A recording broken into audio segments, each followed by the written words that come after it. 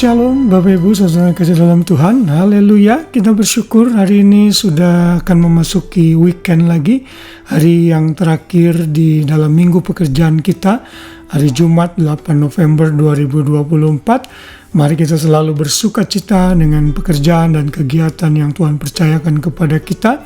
Karena tidak semua orang bisa menikmati kesehatan yang baik dan menikmati pekerjaan yang Tuhan berikan. Karena itu jangan bersungut-sungut, tetapi bersyukur dan hidup dalam sukacita Tuhan. Karena itulah yang akan kita pelajari terus sepanjang bulan ini mengenai sukacita Kristiani yang harus kita pertahankan dan hidup di dalamnya. Haleluya, pada hari ini saya akan memberikan renungan malam sebelum saudara beristirahat dengan judul Pengalaman Sukacita Orang Percaya. Kita akan membaca sama-sama di dalam Mazmur 97 ayat 11 yang berbunyi demikian.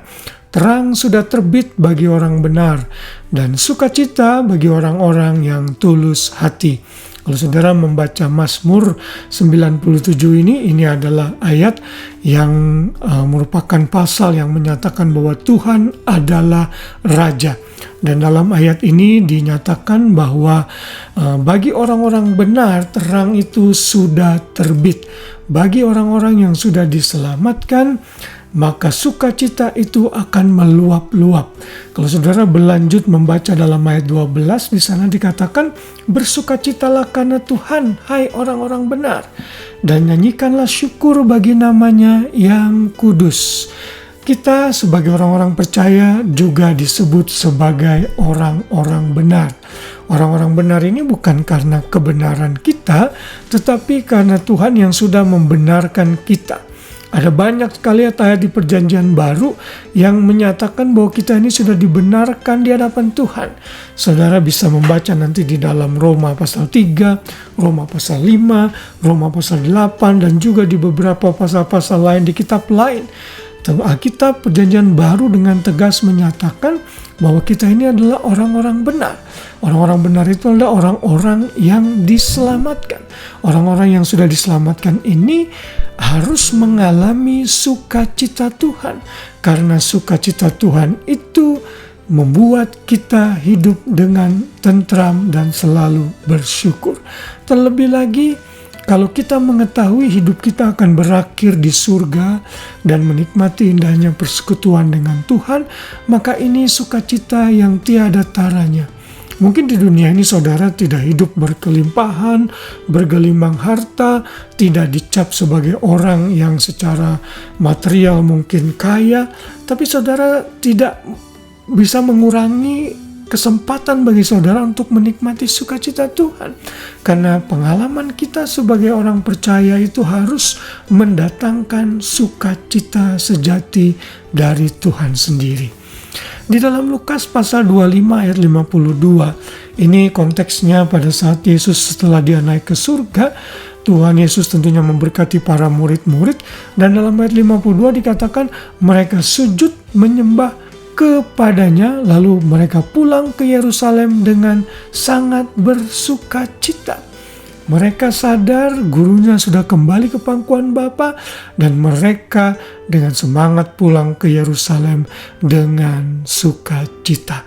Inilah pengalaman orang percaya yang juga menjadi pengalaman para murid-murid pada waktu itu. Bukankah kita juga adalah murid-murid Tuhan Yesus? Maka itulah kita harus selalu hidup dalam sukacita Tuhan senantiasa. Haleluya. Lalu kalau kita lompat ke dalam Kisah Para Rasul 16, ini adalah kisah di mana kepala penjara di Filipi yang bertobat. Kita tahu di situ Paulus dan Silas sempat dipenjara, tetapi saat mereka memuji Tuhan penuh dengan sukacita, maka terjadi gempa bumi sehingga rantai-rantai mereka putus. Namun mereka tidak kabur, malahan mereka menyerahkan diri, sadar bahwa mereka tidak boleh lari begitu saja, saudara. Dan pada saat itulah kepala penjara melihat hal ini, lalu mereka bertanya, apa yang harus aku lakukan supaya aku selamat? Lalu Petrus berkata, Percayalah kepada Tuhan Yesus engkau dan seisi rumahmu. Lalu dalam ayat 34 di sana dikatakan, lalu ia membawa mereka ke rumahnya dan menghidangkan makanan kepada mereka. Dan ia sangat gembira. Maksudnya ini kepala penjara di Filipi, bahwa ia dan seisi rumahnya telah menjadi percaya kepada Allah. Saudara perhatikan, ini adalah orang yang baru saja bertobat. Baru saja percaya, dia sudah merasakan kegembiraan yang luar biasa. Sayangnya ada banyak orang percaya yang tidak menyadari hal ini. Mereka sudah menjadi orang percaya mungkin puluhan tahun, belasan tahun ke gereja, keluar masuk keluar gereja, tapi tetap hidupnya penuh dengan kegeraman, hidupnya penuh dengan kesedihan, hidupnya penuh dengan kemuraman, hidupnya tidak menunjukkan buah roh yaitu sukacita ini. Sehingga saat orang mau mendekat kepadanya, orang jadi serem dan ngeri. Orang seperti ini orang yang tidak punya teman. Sangat malang bila orang percaya hidup seperti ini. Karena itu hari ini dalam renungan malam sebelum saudara tidur, mari kita mengkoreksi hati kita masing-masing. Apakah saudara sudah mengalami sukacita yang luar biasa sebagai orang percaya? Mengetahui saudara sudah diselamatkan sudah merupakan alasan yang cukup bagi saudara untuk hidup dalam sukacita Tuhan senantiasa. Karena itu saya mengencourage saudara semua sekali lagi untuk tetap menjaga, mempertahankan sukacita Tuhan senantiasa. Dan sukacita itu hanya didapat di dalam Kristus yang sudah menyelamatkan kita dari kutuk dosa. Haleluya, kiranya firman ini mengingatkan kita, menguatkan dan menjadikan kita pribadi yang lebih baik lagi. Tuhan memberkati, selamat malam dan selamat beristirahat. Shalom.